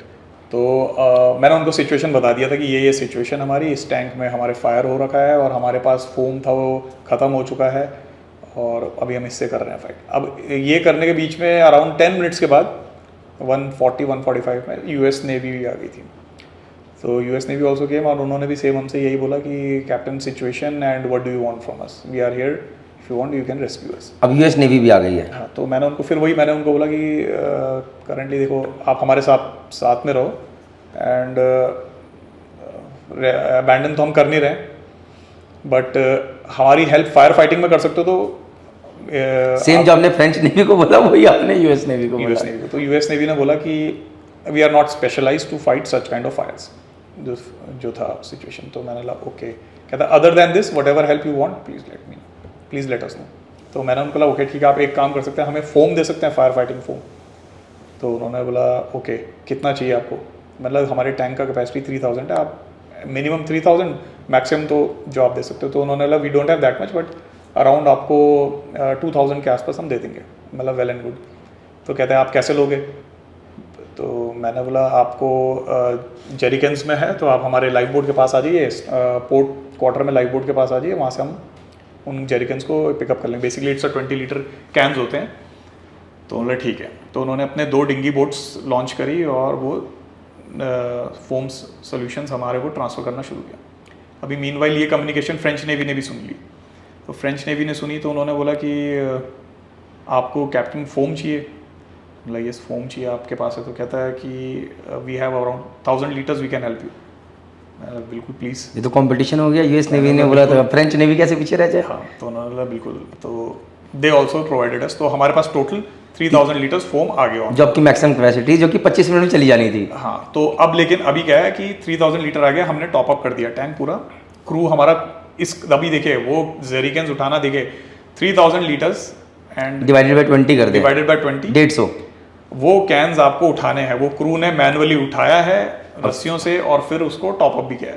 तो वो सिचुएशन भी देखते हुए क्रू ये अभी मैं तो देखो ब्रिज पे हूँ, सीधी बात है, I am present on the bridge, but physically जो लोग उठा रहे हैं मैं समझ सकता हूँ कि कितनी तकलीफ में उठाया है वो, फिर उसको ट्रांसफर करके डाला है, but nobody hesitate to do that. एकदम फुल फोर्स में, मतलब इतने फुर्ती से किया है कि बस। तो उस टाइम क्या वॉकी टॉकी कमाल, बहुत बढ़िया जज्बा, बहुत बढ़िया, ऐसा कुछ करते रहे आप या आपने क्या किया उनको मोटिवेट करने के लिए? मैं मोटिवेशन के लिए यही बोलता गया उन लोगों को कि टेंशन मत लो, अभी फ्रेंच नेवी भी आ गई है, यूएस नेवी भी आ गई है, अगर आग नहीं बुझेगी तो हमारे पास अब ऑप्शन बहुत सारे हैं, तो अभी कोई घबराना बिल्कुल भी मत। तो लकीली, और जब आप ये सब बोल रहे थे आप घबराए हुए थे कि नहीं घबराए? देखिए अंदर से तो डर तो सबके मन में रहता है, तो एक स्वाभाविक डर था, तो जो आई वुड से कि कॉम्प्लेसेंसी नहीं आनी चाहिए मेरे हिसाब से। तो डर जो था वो मैं कहूँगा कि इट वाज इन सम और the other way very helpful. तो डर होना भी ज़रूरी है, बट मैंने वो डर दिखाया नहीं एटलीस्ट, बट वो सबसे इम्पोर्टेंट चीज़ है, डर था। तो अब ये सब करते करते it was almost like 3:30 in the morning and around roughly 3:30 to 4 in the morning, and same time Indian Navy also arrived and sorry इससे पहले बीच में हमने क्या किया, अब जब हमारे पास ये फोम आ गया तो now we have foam on board, तो हमने सोचा let's fight the fire again with the foam, but this time we said कि we will do in a controlled way. तो अभी सेकंड इंजीनियर बोला कि तुम फोम टैंक का लेवल कंटिन्यूसली मॉनिटर करके बताओगे हमें। तो उस चीज फोम अपना सेकंड इंजीनियर फोम रूम में चला गया, we started foam system again. Chief officer को बोला डायरेक्ट करो फोम, तो started directing the foam towards the flames. तो फोम डायरेक्ट किया तो around we were continuously 100 litres, second engineer continuously report कर रहा था सर 100 लीटर्स कंज्यूम हो गया, 200 हो गया, 300 हो गया। तो जब 500 लीटर्स कंज्यूम हो गया तो वी सेड ओके स्टॉप, बंद किया फिर से, फिर दोबारा से इवैल्यूएट किया सिचुएशन को कि यार फोम तो डाल रहे हैं बट कुछ हो नहीं रहा है, कुछ नहीं हो रहा था, कुछ नहीं हो रहा है। तो हमने सोचा कि हो बेसिकली क्या है कि space was less in the tank, तो फोम क्या है कि और प्रेशर भी आ रहा है आईजी का। आईजी हम जब ये फोम डाल रहे थे तो पहली बारी तो हमने जब डाला तो फुल आईजी प्रेशर में था, जब दूसरी बार डाला तो फिर हमको रियलाइज़ किया कि आईजी का प्रेशर थोड़ा और कम करना चाहिए, क्योंकि हो क्या रहा था फोम अंदर इट वॉज वेरी लाइट, तो फोम जा नहीं रहा था, हाई एक्सपेंशन था, तो वो सरफेस में आके जा रहा था बट बहुत स्लोली जा रहा था। फिर हमने बोला ठीक है, आईजी का प्रेशर बिल्कुल मिनिमम कर दिया उस टैंक का, और फिर दोबारा से फाइट किया तो फिर 500 हमने यूज़ कर लिया था, फिर अगेन वी यूज़ 500 लीटर्स। तो देखा कि नहीं यार अभी भी कुछ असर नहीं हुआ है, चलो लेट्स इम्प्रोवाइज द प्लान, हमें टैंक का बफर स्पेस थोड़ा बढ़ाना चाहिए। तो हमने क्या किया, फिर अभी देखो इस सिचुएशन में भी हमने कार्गो भी ट्रांसफ़र किया, तो फ्रॉम दैट टैंक नीचे से आप कार्गो उठा रहे हो गरम गरम कार्गो। नहीं कार्गो का टेम्परेचर हम जो चेक कर रहे थे वो सिर्फ सरफेस में हो रहा था, लेकिन अंदर क्या टेम्परेचर था बॉटम में कुछ चांस हमें लेने नहीं वाली पता था। बात। लेकिन अब 20 मीटर का टैंक है हाइट में और सरफेस पे फायर है बेसिकली फ्लेम्स, तो इतना तो था कि नीचे बॉटम में इतनी जल्दी तो गर्म नहीं हो सकता है, मतलब एक ह्यूज स्पेस है। तो बोला नहीं चलो ट्रांसफ़र करेंगे, तो हमने डिसाइड किया कि 100 टन कार्गो ट्रांसफ़र करेंगे बाय ग्रेविटी टू स्लॉप में नहीं सॉरी ROT में। Slopes were already full, ROT में डालने के लिए। तो बोला ठीक है। चीफ ऑफिसर को बोला अब वेल्व्स भी ऑपरेट नहीं हुए, जो वेल्व्स की पाइपलाइन थी हाइड्रोलिक लाइन्स थी वो तो फट गई थी। तो चीफ ऑफिसर बोला सर वेल्व्स ऑपरेट नहीं हो रहे हैं। बोला शिट अब क्या? बोला ठीक है मैनुअली कर सकते हैं। तो हाइड्रोलिक पंप लेके chief officer sir we will try. तो गया पंप रूम में? नहीं पंप रूम में नहीं, इसका वेल्व्स जो थे ऊपर पे ही थे, डेक पे थे but near to the centre line, थोड़ा पीछे की तरफ। तो चीफ ऑफिसर ने वहाँ से समहाउ ही मैनेज्ड और वेल्व ऑपरेट हो गया। तो हमने 100 टन कार्गो ट्रांसफ़र कर लिया ROT में। तो थोड़ा स्पेस और बढ़ गया, मतलब 1-1.5 मीटर का स्पेस और बढ़ गया। तो फिर ये करने के बाद इस बीच में इंडियन नेवी भी आ गई। तो इंडियन नेवी आई तो इंडियन नेवी ने बोला कि हम आ चुके हैं and we are here captain, situation जय हिंद जय भारत जय माता दी बताओ एंड आप रेस्क्यू के लिए आए हैं, अगर आप if you want you can abandon the ship. तो मैंने कहा देखो अबैंडन की तो अभी वो ज़रूरत नहीं है, अभी भी जरूरत नहीं है, अभी हम लगे हैं, अभी हम कोशिश कर रहे हैं, बट अगर आप हमारी हेल्प कर सकते हो फायर फाइट करने में तो आप प्लीज़। तो उन्होंने बोला okay we will update you, मानना पड़ेगा सर आपको। तो मीनवाइल फिर हमने ये जो ट्रांसफ़र कर लिया था and everybody was listening us on the VHF, सब लोग सुन रहे थे। फिर हमने दोबारा से फोम का एक और अटेम्प्ट किया, अभी स्पेस भी आ गया था तो हमने किया। तो फिर अबाउट 500 लीटर्स हमने फिर से यूज़ किया, बट स्टिल सिचुएशनों से ज़्यादा कुछ फ़र्क हो नहीं रहा था। तो अब थोड़ा सा डे ब्रेक भी हो गया, तो I call chief engineer on the bridge, chief officer on the bridge. अब कितना टाइम हो चुका है? सुबह के कितने बज चुके हैं? अप्रॉक्सीमेटली 6-7 बज रहे थे सुबह, मतलब 12 घंटे हो चुके हैं ऑलरेडी। 6। यहाँ पर मैं सिर्फ एक चीज़ ऐड करना चाहूँगा रावत जी, लोगों को थोड़ा समझाने के लिए, जो लोग पहली बार देख रहे हैं। ये टैंक है गाइस, ऐसे पूरा इसमें पूरा नाफ्था भरा हुआ है जो सर समझाना चाह रहे हैं, और ये ऊपर छेद हो गया है 5 मीटर डायमीटर के अप्रॉक्सीमेटली, राइट? तो क्या था, ये पूरा का पूरा नाफ्था से 95% तक भरा हुआ था। तो फोम क्या करती है, जब वो अंदर नाफ्था है, फोम क्या करती है उसके ऊपर एक लेयर बनाती है। तो जब जैसे ये ऑयल है, ऑयल के ऊपर हमेशा फायर लगे, अगर ये पेट्रोल भरा होगा तो ऊपर वेपर्स रहते हैं, उसमें आग लगी होती है हमेशा वेपर्स में, नहीं तो कब का ब्लास्ट हो चुका होता। तो जो फोम डाल रहे थे लोग, फोम जाती और उस लेयर के ऊपर जो नाफ्था पड़ा है उसके ऊपर एक पूरी लेयर बनाती और अपने आप उसे ऑक्सीजन से कट ऑफ करती और बंद कर देती फायर। तो ये लोग जो फायर डाल रहे थे वो डाल रहे थे कि वो 6 से अंदर जाए और धीरे धीरे पूरे नाफ्था के लेयर के ऊपर आ जाए और बंद कर दे। बट चैलेंज क्या था, साथ साथ ही IG भी डाल रहे थे अंदर। तो IG जो थी प्रेशर से बाहर निकल रही थी, तो जो नाफ्था ये डाल रहे थे वो अंदर जा ही नहीं पा रही थी। तो इन्होंने बोला भाई IG का प्रेशर कम करो ताकि नाफ्था अंदर जा पाए। फिर दूसरा चैलेंज क्या था कि बहुत कम स्पेस थी, क्योंकि 95% तक टैंक भरा हुआ था। इन्होंने 100 टन यहाँ से इधर ट्रांसफर करा कि ऊपर 5 से 6 मीटर की जगह बन जाए, ताकि यहाँ पर फोम अंदर जाके आराम से लेयर बना सके। अंडरस्टूड? और अब बज चुके हैं सुबह के 5 या 6, 12 घंटे लगभग हो चुके हैं। अब बड़ा साहब को अपने ऊपर बुलाया चाय पीने के लिए। बड़ा साहब को बुलाया, चीफ ऑफिसर को बुलाया, सेकंड इंजीनियर को, टॉप 4 बेसिकली। ओ टूल बॉक्स मीटिंग मॉर्निंग 7 बुलाया ऊपर, just to brief them up कि सिचुएशन कंट्रोल में समझो, ऐसा नहीं है कि अभी कुछ होगा। मतलब देखो हमने 12 घंटे में देख लिया कोई एक्सप्लोजन होने वाला नहीं है, अबैंडन की हमें ज़रूरत नहीं है। अब फिर भी मैंने उनको पूछा कि आप क्या चाहते हो, अगर आप बोल रहे हो तो अबैंडन करना है वी कैन, बट अभी ज़रूरत नहीं है मेरे हिसाब से। तो नोबडी सेड कि अबैंडन करना है। और सिचुएशन ऊपर से हमने व्यू भी कर ली उन्होंने कि ठीक है। मैंने उनको बता दिया देखो French navy, US navy, Indian navy सब साथ में, office is always in touch with us, fire fighting experts से हमें एडवाइस मिल रही हैं एंड सिचुएशन ये है। मैंने बोला बट एक इशू हो रहा है कि फायर जो है कट डाउन नहीं हो रहा है। तो मैंने लिए जो गैप है ना बहुत बड़ा है। तो हो बेसिकली क्या हो रहा था कि फोम आप डाल तो रहे हो, अब वहाँ पे जब फ्लेम 5 मीटर के उसमें आप फुली टैंक में फ्लेम है तो उसका अपने आप में भी एक प्रेशर है उस वेपर का। Agreed. जब आग जल रही है तो मोर देन 100 डिग्रीज में बॉयल ऑफ हो रहा है वहाँ पे, तो उसको फोम को ही बॉयल ऑफ कर देगा। फोम को ही ऊपर हवा में मतलब बेसिकली वो डेसिपेट कर रहा है, वो अंदर जाने नहीं दे रहा फोम को। तो चीफ इंजीनियर वाला एक काम कर सकते हैं सर। चीफ इंजीनियर बोले कि सर अपने, मैं भी चीफ इंजीनियर हूँ बट इतना इंटेलिजेंट नहीं हूँ, आप बताइए। तो बड़ा साहब बोले वी कॉल हिम बड़ा साहब। चीफ इंजीनियर को आपको मालूम है इंडियन शिप्स में वी कॉल देम बड़ा साहब। बड़ा साहब ने बोला कि कैप्टन साहब इसके ऊपर ना एक प्लेट डाल देते हैं तो मैंने बोला बड़ा सा प्लेट तो डालेंगे, बट प्लेट डालेंगे कैसे, हमारे पास प्लेट है, तो बड़ा सा मतलब प्लेट तो मिल जाएगी। तो मैंने बोला ठीक है, आप एक काम कर लो, आप प्लेट, अब वहाँ उतने ऊपर से देखो, उतने ऊपर से क्लियरली भी नहीं दिख रहा था क्या साइज़। मैंने बोला आपके जो भी मैक्सिमम साइज़ की प्लेट्स हैं वेल्ड करके बना लो, और उसमें क्या है कि 4-5 आई वेल्ड कर दो और लंबी लंबी चेनें लगा देंगे हम, क्योंकि उस जगह तक जाना तो नामुमकिन था, इतनी ज़्यादा फ्लेम के बीच में तो आप अप्रोच भी नहीं कर सकते। तो उनको बोला कि आप चेन लगा के सब रेडी करके रखो, अगर मौका मिला तो हम वो भी ट्राई कर लेंगे। तो चीफ इंजीनियर वेंट डाउन और वो अपने प्लेट वेल्डिंग, अच्छा देखो ये सब भी हो रहा है, इंजन भी चल रहा है, इंजन की मूवमेंट भी देनी पड़ रही है, आईजी भी चल रहा है, और वेल्डिंग का काम भी चालू हो गया है ये सब के बीच में। कभी ऐसी सिचुएशन देखे देखो, आधे से ज़्यादा लोगों के हाथ पैर फूल जाएंगे, लेकिन लकीली फिटर के हाथ पैर नहीं फूले। चीफ इंजीनियर तो थे ही हमारे ग्रेट, बाकी ऑफिसर्स भी थे, तो नो बडी पैनिक। मीनवाइल चीफ इंजीनियर ने प्लेट रेडी करा। इस बीच में ये सब करते करते सुबह के अप्रॉक्सीमेटली 9 बज गए, और इंडियन नेवी ने पूछा कि captain what is the situation. तो मैंने उनको बताया कि ये सिचुएशन ये है, we are fighting, still fighting the fire. तो उन्होंने बोला कि are you confident, will you be able to fight the fire. तो मैंने ये क्वेश्चन तो बड़ा, अब इन्होंने ऐसा पूछा है, तो मैंने उनका देखो, I don't know whether I will be able to fight और not, but I will give my best, और जो भी कोशिश होगी, जब तक हमारे पास रिसोर्सेज है हम करेंगे। क्या बात है, ठीक है। तो उन्होंने फिर मुझे बोला कि कोई हेल्प हमसे चाहिए अभी। एज यूजुअल मैंने बोला कि प्लीज़ अगर आपके पास फायर फाइटिंग, आप हमारी हेल्प कर सकते हो फायर फाइटिंग के लिए तो आप। फिर उन्होंने बोला ठीक है, we will send some expert fire fighters on board your vessel. अब तो इज्जत में बात आ गई थी, जहाँ पर यूएस नेवी और फ्रेंच नेवी ने मना कर दिया, हाँ। इंडियन नेवी बोला लुको हम करते हैं। तो उन्होंने कहा कि we will send some expert fire fighters जो आपकी मदद करेंगे। मतलब wow, very good, blessing in disguise, मतलब बिल्कुल भेजिए।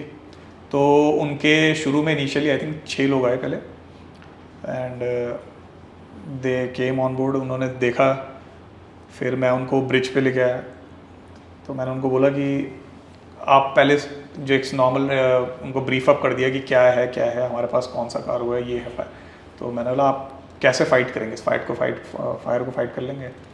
तो उन्होंने बोला हाँ सर हम कर लेंगे फाइट। तो फिर मैंने बोला कि आपको पता है कि क्या कार्गो है। कहता है कि कार्गो का हमें नहीं पता।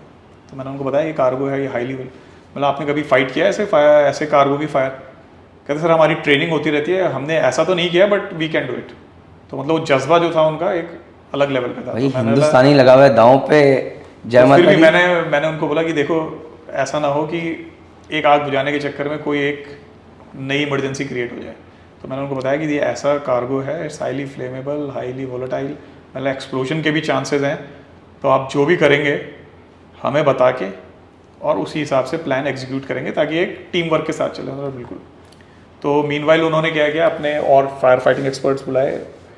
तो अराउंड 12-13 मेंबर्स इंडियन नेवी के आ गए ऑन बोर्ड। तो उनके पास 2 स्पेशल सूट्स थे, मतलब एक तो नॉर्मल फायर फाइटिंग सूट होता है जो नॉर्मल फाइट करने के लिए, और एक उनके पास 2 स्पेशल सूट्स थे। उन्होंने बोला कि हम बिल्कुल सीट ऑफ द फायर तक जा सकते हैं इन सूट्स हेल्प से। बोला चलो गुड। तो सब कुछ हो गया, उन्होंने प्लान डिस्कस हुआ कि we will not use foam monitors. हम क्या करेंगे कि वो अपना फोम भी लेके आए थे, और हमारे जो फोम टैंक था कहता हम अपना फोम भी यूज़ करेंगे, फोम एप्लीकेटर्स, और आपके टैंक से भी फोम यूज़ करेंगे but not through the foam monitor, we will use the hoses.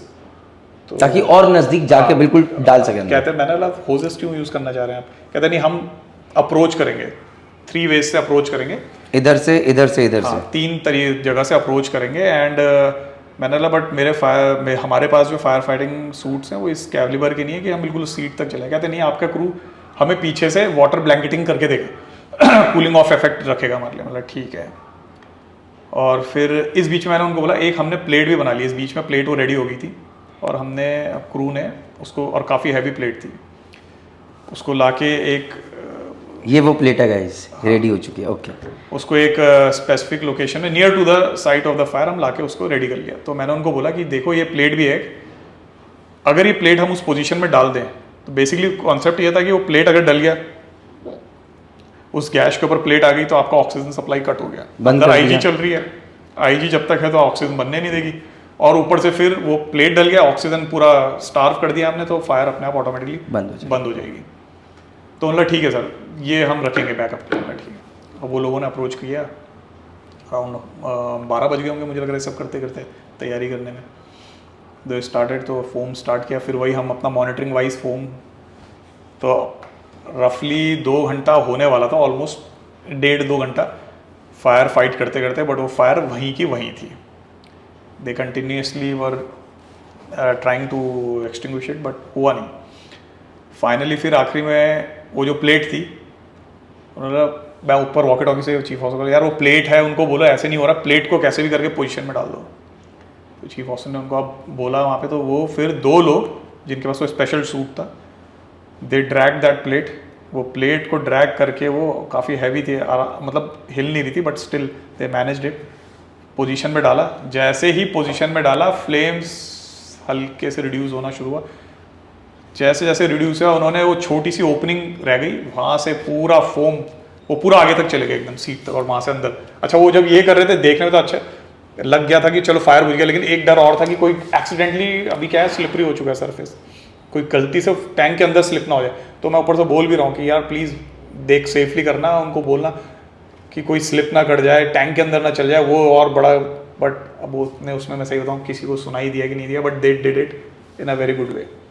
तो जब वो प्लेट डल गई, कंटिन्यूसली फोम डाला, then finally the fire was extinguished. एक बार वो हो गया, उसके बाद कंटिन्यूसली 1-1.5 घंटे तक हम उसको, फिर भी वाटर स्मूदरिंग चलती रही, बाउंड्री कूलिंग चलती रही, उसके आजू बाजू वही नेवी वाले ही कर रहे थे प्लस हमारे बंदे, एंड उसको कम्प्लीटली, मतलब एकदम टेम्परेचर जो था बिल्कुल एकदम लेवल उसमें ना आ जाए, एटमॉस्फेरिक उसमें ना आ गया, तब तक हम उसको कूल डाउन किया।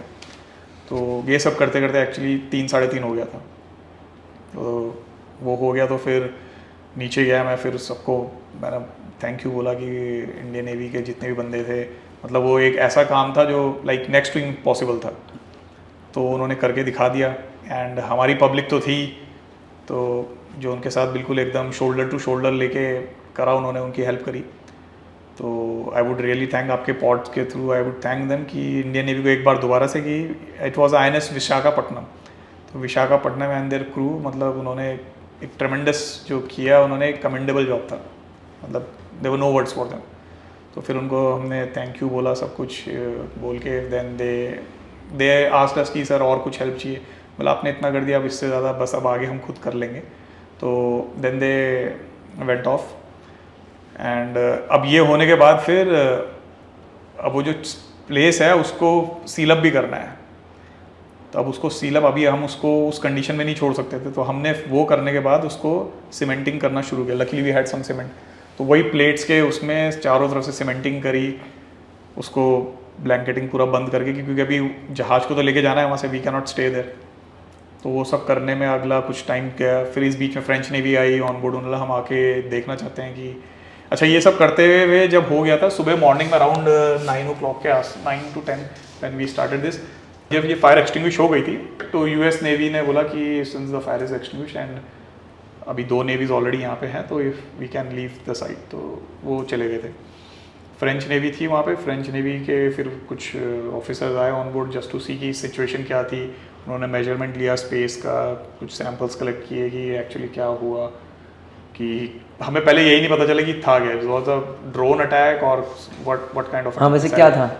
तो finally later it was being disclosed with the samples and all that it was a ballistic missile attack जो येमेन कोस्ट से फायर करी गई थी। अच्छा, येमेन कोस्ट से बैलिस्टिक मिसाइल सीधा टैंकर पे डायरेक्ट फायर किया था शिप पे। तो ये हो गया। फिर उसके बाद फ्रेंच नेवी भी फिर चले गई। फ्रेंच नेवी बोला कि और कुछ चाहिए हमसे, तो हम अच्छा फ्रेंच नेवी से हमने कुछ प्लेट्स ले ली थी बाद में। फिर ये सब होने के बाद हमने बोला कुछ प्लेट्स अगर आपके पास है वो दे दो हमें। इसके ऊपर जो हमारी प्लेट्स थी वो बहुत पतली थी, मतलब 3 mm के आसपास थी। हमने बोला आपके पास कुछ और हैवी प्लेट्स हैं, तो उनके 5 mm की प्लेट्स थी, तो उन्होंने वो हमें प्रोवाइड कर दी। तो सीमेंटिंग कर लिया, ready, vessel was ready to sail again. तो पोर्ट ऑफ रेफ्यूज की तरफ भी ऑफिस को बोला कि वी आर रेडी, हम निकलेंगे यहाँ से अब, क्योंकि वहाँ ज़्यादा देर रुकना भी ठीक नहीं था।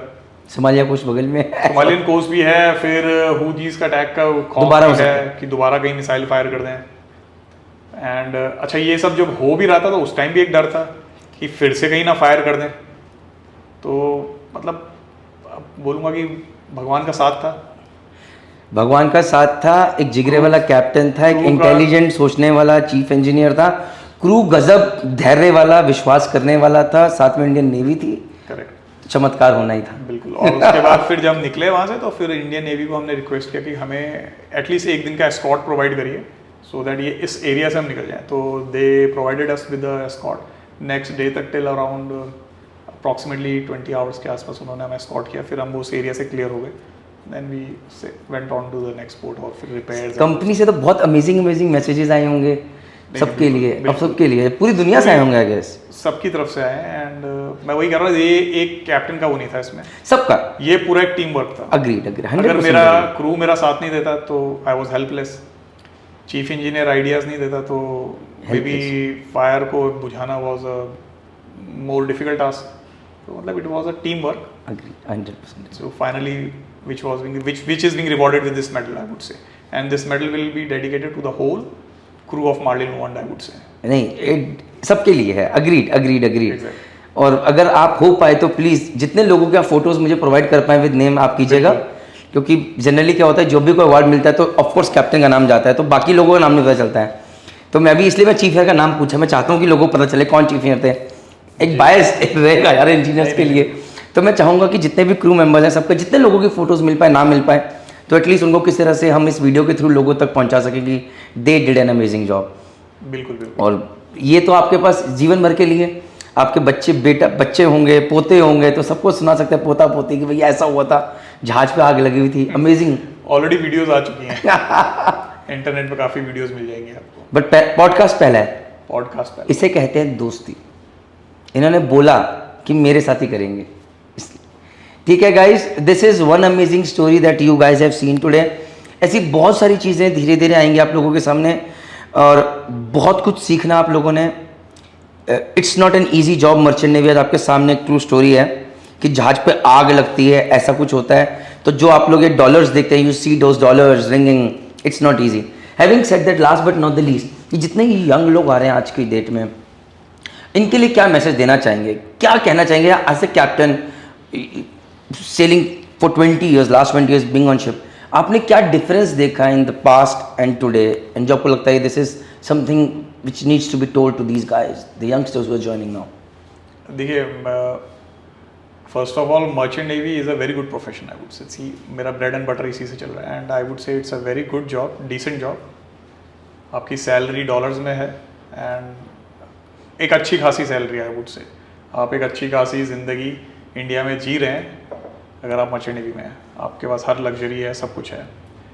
ठीक है, आप कुछ सैक्रिफाइसेस भी हैं, आप फैमिली से दूर रहते हैं, आप बहुत सारी चीज़ों से आउटडेट हो जाते हैं। पता चला आपने पिछले 4 महीने में आपको देश की खबरें नहीं हैं, आप कौन सा म्यूजिक, कौन सी मूवी चल रही है, सब आउटडेट हो चुकी है जब तक आप आओगे वापस। अब तो यार थोड़ा इंटरनेट मिल जाता है, बट स्टिल आई वुड से मिल जाता है, बट सोशली आउटकास्ट थोड़ा सा रहते हैं। I agree. ऑन बोर्ड जो होता है एक वर्किंग टाइम्स तो है, लेकिन उसके अलावा भी जब पोर्ट कॉल्स हो गया, कोई इमरजेंसी आ गई, तो फिर आपके वो वर्क टाइम्स जो हैं वो मैनिपुलेट हो जाएंगे, उस हिसाब से आपको ज़्यादा भी करना पड़ेगा काम। तो बहुत सारी चीज़ें हैं, फिर रेस्ट भी ज़रूरी है। अब आप ठीक है, आप घर पे हैं तो आपने टीवी देख लिया थोड़ी देर, फिर आप रेस्ट कर लिया, बट यहाँ पे तो आपको जब आप काम कर रहे हैं उस टाइम आप इंटरनेट यूज़ नहीं कर सकते हैं, ठीक है ना। जब आपको ऑफ मिला है, एक पर्टिकुलर टाइम का मिला है, अब उसमें भी अगर आप आधे टाइम अपना इंटरनेट यूज़ करेंगे तो आप रेस्ट कब करोगे? तो ये सब आपको देखो, वहाँ पे बहुत सारी चीज़ें ऐसी हैं जो आपको मैं ये कहूँगा कि आप मर्चेंट नेवी में आने के बाद आप बहुत सारी चीज़ें सीख जाते हो। प्लान करना, आपको प्लान करनी है सारी चीज़ें। तो आज की यंगस्टर्स के लिए मैं ये बोलूँगा कि वेरी गुड प्रोफेशन, आप ज्वाइन करिए, बट इसको just not for the money sake, आप इसको एज अ प्राइड करिए, प्राइड की तरह लें, एज अ प्राइड। जब आप किसी काम में अपना दिल लगाओगे, उसको लोगे कि हाँ भाई मैं मर्चेंट नेवी में हूँ, प्राइड से लोगे उस काम को, तब जाके आप उसकी अहमियत समझोगे और उसके बेनिफिट्स को फील करोगे। लेकिन अगर आप सिर्फ पैसों के लिए जा रहे हो तो फिर आई वुड से कि वो इतना वो नहीं रहेगा आपके। पता नहीं, टू बी वेरी ऑनेस्ट भाई, मैं तो पैसों के लिए गया था, मतलब मैं तो बिंदास से बात बोलता हूँ धीरे धीरे। बट अब जब मैं देखता हूँ अपने आप को over the period of time, now I realise कि मुझे मर्चेंट नेवी में क्या क्या चीज़ें अच्छी लगी या क्या मुझे अच्छा मिला। जैसे आज की डेट में जब मैं अभी हमें काम कर रहा हूँ, अपना बिजनेस कर रहा हूँ, तो बहुत सारे लोग मेरी टीम में आते हैं जो कहते हैं सर ये चीज़ नहीं हो सकती, AC नहीं है तो काम नहीं कर पाएंगे, या सर ये चीज़ नहीं है तो कैसे करें। मैं टंकियों पे चढ़ा हूँ, जैसे अभी रिसेंट एक नया हॉस्टल बना है, वहाँ पर शिट सुबह फ्लोट कर रही है। मेरे को वो प्रॉब्लम, मुझे लगा मेरा सीवेज प्लांट काम नहीं कर रहा, टंकी पानी नहीं आ रहा है, लोग हल्ला कर रहे हैं, बच्चे हल्ला कर रहे हैं। मैंने बोला कोई दिक्कत नहीं, फ्रेश वाटर फिल्टर काम नहीं कर रहा है। सो जहाज पे, अब देखो French navy, US navy, Indian navy सब कुछ नहीं आता, लेकिन जहाज पे आपकी टीम ने मिलकर सोचा और प्लेट, हमें बहुत कुछ इंप्रोवाइज करने को सीखना। मतलब 20 लोग ही हैं, हमें जुगाड़ निकालना और अपने आप को चीज करके देनी है। We learn the art of getting things done. ये एक चीज़ है जो कि मुझे लगता है कि मेरे पास कोई बहाना नहीं है बॉस, लाइट नहीं है तो क्या, कुछ जुगाड़ निकालेंगे करके देंगे, एक्सक्यूज नहीं दे सकते। ये हैविंग सेड दैट, आज भी मैं कैप्टन सर से मिला था, कैप्टन सौनक राय हैं, तो मैं उनसे बात कर रहा था, तो मैं अपना जैसे एक व्यू पॉइंट रख रहा था, तो उनसे बात हो रही थी। मैंने बोला सर मेरे को पता है क्या लगता है कि कमी कहाँ, दिक्कत कहाँ है। बहुत सारे बच्चे बोलते हैं यार हम पैसों के लिए चाहते हैं, तो मैं बोलता हूँ मेहनत बहुत है। बोलते सर हम कर लेंगे। मैंने बोला 48 घंटे काम करना पड़ता है, हम कर लेंगे सर। मैंने बोला 50 डिग्री पे काम करना, हम कर लेंगे सर।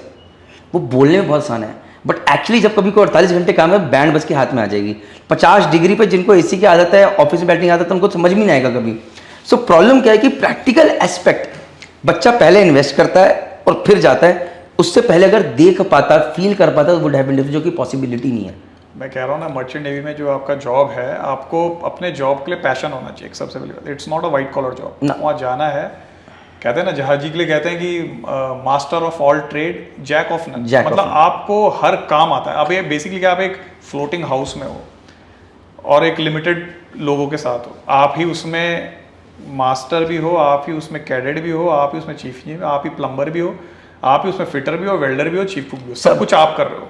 ठीक है ना। आपको वहाँ अगर आपका सीवेज सिस्टम, ट्रीटमेंट सिस्टम कुछ भी खराब हो जाए, तो आप ये थोड़ी कि किसी को फोन करोगे और वो आ जाएगा सर्विस। मैं पैसिफिक क्वेश्चन में हूँ, आ जाओ भाई मेरा सीवेज प्लांट ठीक कर दो। मेरे साथ इसी शिप में ऐसे लोग थे जो सीवेज टैंक के अंदर गए हैं लिटरली क्लीन करने के लिए, पूरा to clean the shit of others. तो we should take it as a pride. हम वहाँ पे काम जो कर रहे हैं वो एक, मतलब आपको इंडिपेंडेंट, आप कभी भी इस लाइफ, इस करियर को छोड़ के आओगे, अगर आपने इसको पैशनेटली किया है, तो आप कभी भी अनसक्सेसफुल नहीं रहोगे। मैं ये बोलूँगा, यू विल सर्वाइव ऑलवेज। आपने जो वहाँ कर लिया है, अगर आपने जो देख लिया है, जो कर लिया है इंडिपेंडेंटली, आप कहीं भी सर्वाइव कर जाओगे। Not in this country, in any other country. आप जाते हो, आप इतने सारे लोगों से इंटरेक्ट करते हो, डिफरेंट कंट्रीज के लोगों से इंटरेक्ट करते हो, डिफरेंट टाइप्स की लैंग्वेजेस सीखते हो, बोलते हो, कल्चर देखते हो। मतलब आपके अंदर एक अलग एक वो बन जाता है, आपका एक पिक्चर बन जाती है कि हाँ मेरे को इधर जाना है तो मुझे ऐसा करना है, मुझे इधर जाना है मुझे ऐसा करना है। आपको किसी को सिखाने की जरूरत नहीं पड़ेगी। तो मैं ये कहूँगा कि आजकल की नई जनरेशन थोड़ा सा अडेप्टेबिलिटी भाई, अडेप्ट करने अगर सीख जाए, एक बार अडेप्ट कर लिया आपने, उसको एज अ पैशन ले लिया, तो फिर आप सब कुछ कर सकते हो। अब अगर आप मामास बॉय हो गए, आपने सोचा कि हाथ में मुझे सब कुछ मिल गया, तब तो आप नहीं कर पाओगे। 100% अग्री। आप अडेप्ट, हम सबसे बड़ी चीज़ क्या सीखते हैं, हम ये सीखते हैं भाई, जहाज पे गए 15 दिन के बाद कप्तान चला गया, 1 महीने बाद चीफ ऑफिसर चेंज हो गया, कभी ऑयलर जा रहा है, कोई नया आ रहा है, आप नए नए लोगों के साथ हर बार घुलते मिलते रहते हो, चीज़ें करते रहते हो, और ये हर दिन हर पल चेंज होता है। अमेजिंग है भाई, इसकी चैलेंजेस हैं, बट आप जब नॉर्मल दुनिया में आते हो तो अगर आप कोई चीज़ ठान लो, तो मुझे नहीं लगता कि आप पीछे मुड़ के देखोगे, अनलेस अनटिल आप कोई बेवकूफ़ी ना करो। बहुत सारे लोग अच्छा भी करते हैं और बहुत सारे लोग दिक्कत में भी आते हैं, बिकॉज हम लोग बहुत भोले होते हैं। आप मानते हो कि नहीं मानते हो? बिल्कुल बिल्कुल सही कह रहा हूँ। हम बहुत जल्दी बिलीव, क्योंकि हम लोग जहाज पे ईमानदार होते हैं, हमें पता है कि व्हाट वी से पीपल विल ट्रस्ट, तो हम लोग यहाँ पर भी एज्यूम करते हैं कि हम जो बोलेंगे, हम जो कह रहे हैं, जो दूसरा कह रहा है वो भी सच होगा। ये भी आप मानते हो? एग्जैक्टली। और कई बार उसमें बैंड बज जाती है। जहाजी जो होता है ना, कहता है सबसे पहले वो जहाजी को ही ट्रस्ट करता है। मैं तो बाकी दुनिया को तो करता ही है, बट सबसे पहले तो जहाजी को तो ब्लाइंडली ट्रस्ट कर लेता है। और जहाजी को ही करना भी चाहिए। बहुत कम होगा जहां पर जहाजी को जहाजी से धोखा मिलेगा, नॉर्मल से ज्यादा मिल सकता है। कोई रिश्तेदार पैसे लेके चला जाए, बातचीत बंद कर देगा, पैसे गए, लेकिन जहाजी 90% 95% ऐसा रहेगा कि आपके पैसे वापस आ जाएंगे। उसको पता है ये हार्ड अर्न मनी है, जैसे आप कमा रहे हो वो भी कमा रहा है, तो उसको दर्द पता है वो। अच्छा, अगर आज की डेट में आपसे पूछा जाए कि यार अगर आप क्विट सेल करना चाहो, से आज से 3-4 साल, क्योंकि हर जहाजी एक टाइम पे सोचता है यार, क्योंकि पहले इनिशियली, मैं अपनी बात कर रहा हूँ, मुझे आपका नहीं पता पैशन, मैं तो पैसे के लिए आया था, और जब थोड़ा लगा कि पैसे की भूख कम हो गई, तो मैं सोचा इधर उधर हाथ मारूं यार, अब क्या करूं कि यार मुझे फैमिली को भी देखना था, सोशल लाइफ भी देखनी थी। आप अगर कुछ और करना चाहेंगे तो वो क्या करना चाहेंगे, हल्का फुल्का, और वो क्यों करना चाहेंगे? देखिए, अगर आप लेट से आप मर्चेंट नेवी का मतलब यही नहीं है कि ऑन बोर्ड स्टाफ, आपका शोर स्टाफ भी है, आपका लॉजिस्टिक है बेसिकली एक तरीके से। तो आपके पास बहुत ऑप्शंस है, बहुत, मतलब देयर आर वेरियस ऑप्शंस। उस ऑप्शंस में एग्जांपल आपके लिए देखिए, आप सुपरिटेंडेंट्स बन सकते हैं, मरीन सुपरिटेंडेंट, टेक्निकल सुपरिटेंडेंट, आप लॉ करिए, मरीन लॉ में आइए, आप चार्टरिंग ब्रोकरिंग का कोर्सेज कर लीजिए, उसमें आ सकते हैं, आप क्रूइंग में आ सकते हैं, क्रूइंग मैनेजर्स बन सकते हैं। इसके अलावा भी बहुत सारी, आप लॉजिस्टिक्स के पॉइंट ऑफ व्यू से देखा जाए, आप अपना LSFFA उसका वो सर्विस सेंटर खोल सकते हैं।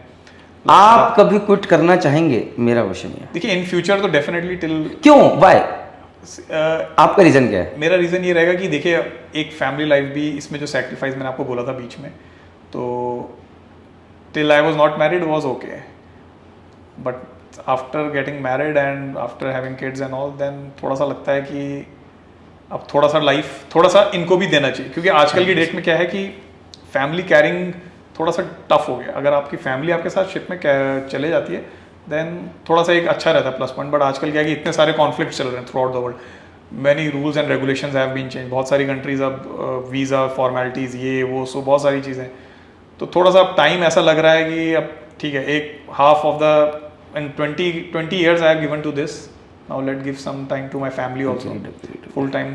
तो मे बी अभी तो नहीं छोड़ रहा हूँ, but maybe in future definitely. Gen Z के बारे में क्या विचार है, जो आज की नई जनरेशन आ रही है?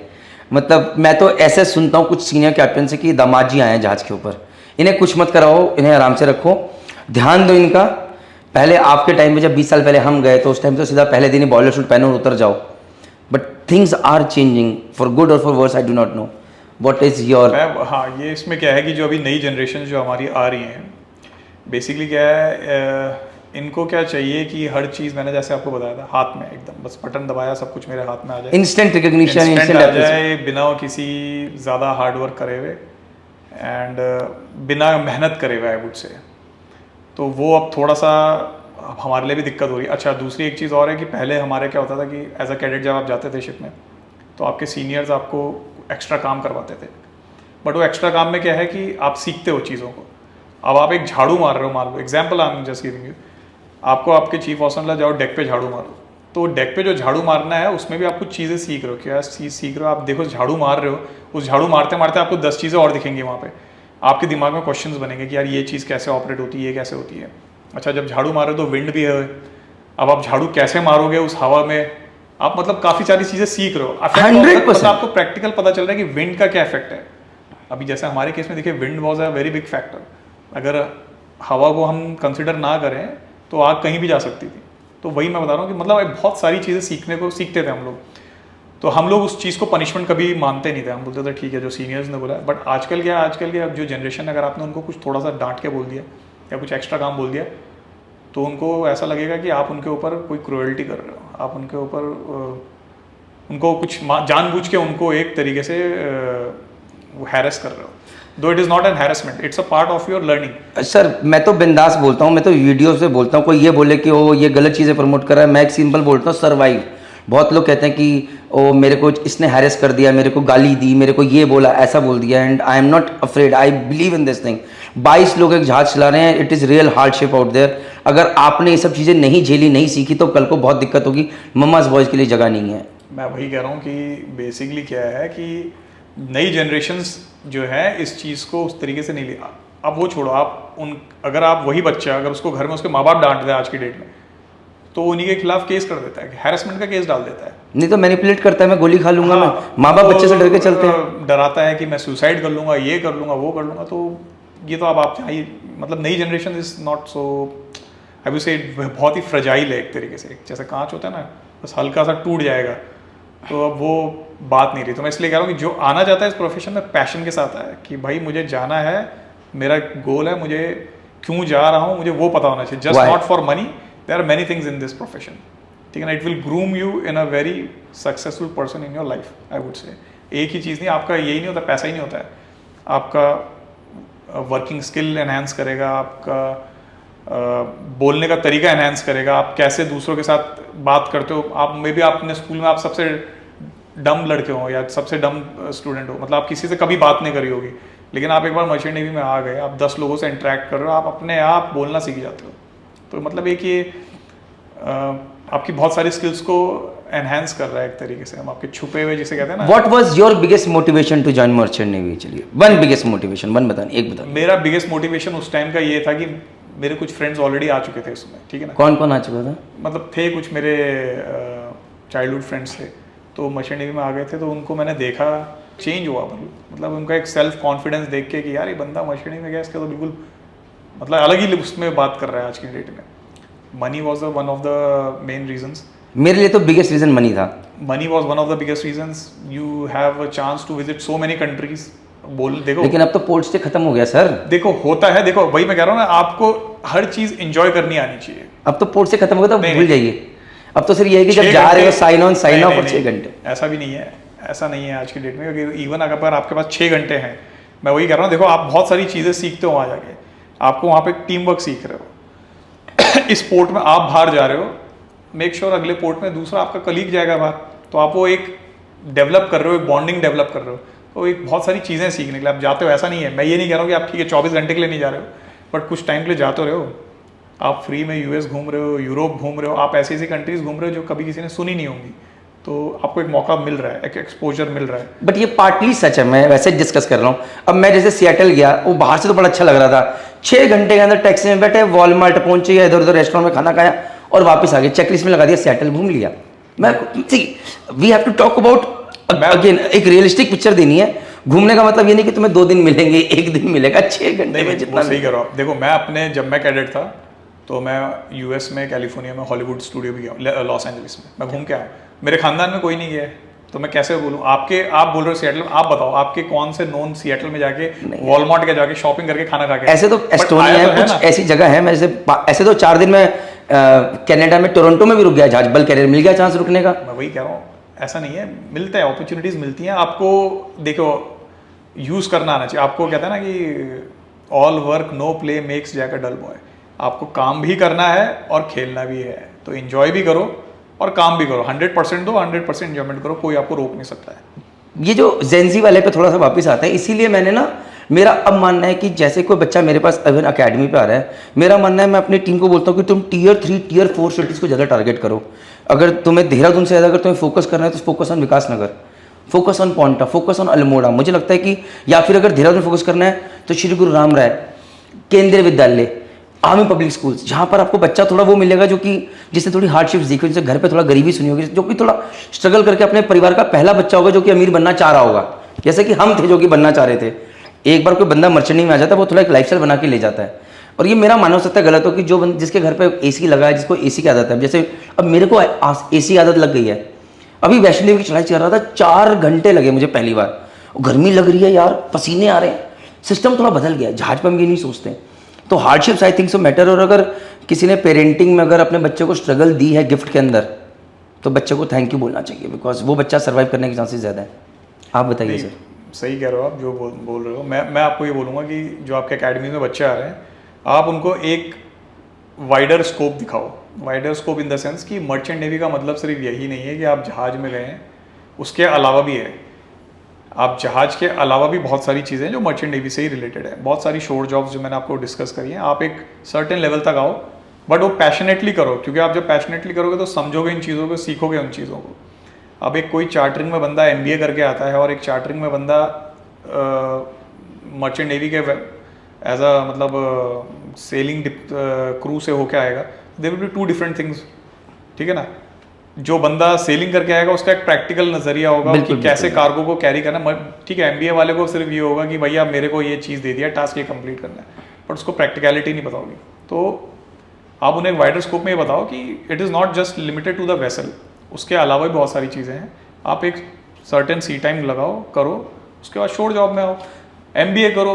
मर्चेंट, इसमें आप क्या सोच रहे हो? मर्चेंट नेवी ज्वाइन कर लिया आपने, एक बार सेलिंग कर ली, तो आप MBA नहीं कर सकते? MBA करो, बहुत सारे अभी लॉ करो। Marine law is one of the maritime law, आप मैरीटाइम लॉ करो। आप से इतना पैसा, जितने लोगों से मैंने बात करी, उनके साथ पॉडकास्ट करने वाला हूँ, पैसा आप, हाँ, अब सर हर किसी का सोच अलग है, कंपेयर नहीं कर सकते हम सर, इस चीज़ के लिए। सर मैं अग्री करता हूँ। देखो सर, इवन बैंक्स, अभी मैं आपको बताता हूँ, देखो जब ये इंसिडेंट होने के बाद बहुत सारे बैंक्स में आपको जॉब मिलती है। कैसे मिलती हैं? जो बड़े बड़े बैंक्स हैं, ये टेक्निकल डिपार्टमेंट्स को स्पेशली, लाइक JP Morgan हो गए हैं and all similar banks to them, like them, ये क्या करते हैं कि आपके वेसल्स, शिप ओनर कभी वेसल तो खरीद नहीं सकता है, बेसिकली इट्स अ बैंक। तो बैंक जब कभी वेसल खरीदता है तो उनके पास they don't have a skilled staff कि जो उनके उन वेसल्स को मॉनिटर करे। तो आपके पास वो भी एक ऑप्शन है जो लोगों को पता नहीं होगा। तो आप अगर आप इंजीनियरिंग डिपार्टमेंट से हैं तो you have a very bright scope in that way also. आप जाइए बैंक में जॉब करो बाद में। सर मैं ला रहा हूँ धीरे धीरे। अभी मैंने पूरी एक सीरीज़ बनाई है शिप टू शोर, जिसमें अराउंड 48 वीडियोस ऑलरेडी बन चुके हैं और वो डल रहे हैं। इंश्योरेंस के ऊपर बना रहा हूँ, ship charting and ship broking के ऊपर बना रहा हूँ और ऑलरेडी डल रहे हैं। तो थोड़ा टाइम और मुझे दीजिए आप, मैं अब आपको भेजूंगा। इसका मतलब आपने मेरे वीडियोस देखे नहीं है, ये मेरे चैनल के सब्सक्राइबर नहीं है, ये वीडियो बनाए मेरे साथ। अब लेकिन सब्सक्राइब करेंगे अब आपको सब्सक्राइब करना पड़ेगा ताकि आप देख सकें कि आपका मित्र क्या कर रहा है। हैविंग सेड दैट गाइस, ये वीडियो बहुत लंबा बन सकता है बट मैं से ज़्यादा खींचूंगा नहीं अभी। बट इसमें से बहुत सारी छोटी छोटी क्लिपिंग्स निकाल के रील भी डालेंगी, because amazing things have come out from this video. With this all I can say is thank you Abhilash ji, thank you very much for. आप एक बार बोल दीजिए जो आप मुझे कहते हैं। थैंक यू पौवा। देखिए एक टाइम था, मैं एक चीज़ और लर्निंग लेसन, एक टाइम था जब ये लोग पौवा बोलते थे मेरे दोस्त लोग, मुझे बहुत खराब लगता था। स्कूल फ्रेंड्स ने नाम रखा था, बट आज मैं वही चाहता हूँ ये बोलने, ताकि उससे मैं भी उसी लेवल पे रहता हूँ। ना मुझे कभी लगे मैं प्रनीत जी बन गया और ना मुझे कभी वो गाली लगे ये जी क्यों लगा रहा है भाई, क्या हो गया, ऐसा क्या कर दिया मैंने। अभी बीच में एक हमारे मित्र हैं मेरे से नाराज हो गए थे। तो नहीं ऐसा कुछ नहीं है, वो आप गलत सोच रहे हो, ऐसा कोई नाराज नहीं है। तो चलिए दोस्त ही क्या जो नाराज ना हो, बस ठीक है, मना लेंगे उन्हें भी। मना तो ये उनियाल जी आपके लिए भी है। With this guys thank you very much, thanks for this lovely podcast Abhilash ji. And अब अगली बार जब आप शिप से उतर के आएंगे हम फिर से कुछ नए वीडियोस बनाएंगे आपके साथ अलग अलग टॉपिक्स के ऊपर। Let's see what the people think. Having said that to all the Gen Zs guys, जो भी अब यंग जनरेशन जा रही है, ये मेरा मानना है, हर जो पुरानी जनरेशन होती है वो यंग जनरेशन को इसी तरह से देखते हैं जैसे हम आज आपको देख रहे हैं। हम गलत नहीं हैं, क्योंकि हमें भी वैसे देखा गया जो हमारे 15 साल 20 साल पुराने हैं। लेकिन आपको प्रूव करनी है अपनी वर्थ। ज़माना बदल रहा है, उसके बाद आप भी बदल रहे हैं, आप गलत नहीं है। लेकिन मर्चेंट नेवी बहुत जल्दी नहीं बदल रहा है, बहुत स्लो है बदलने में।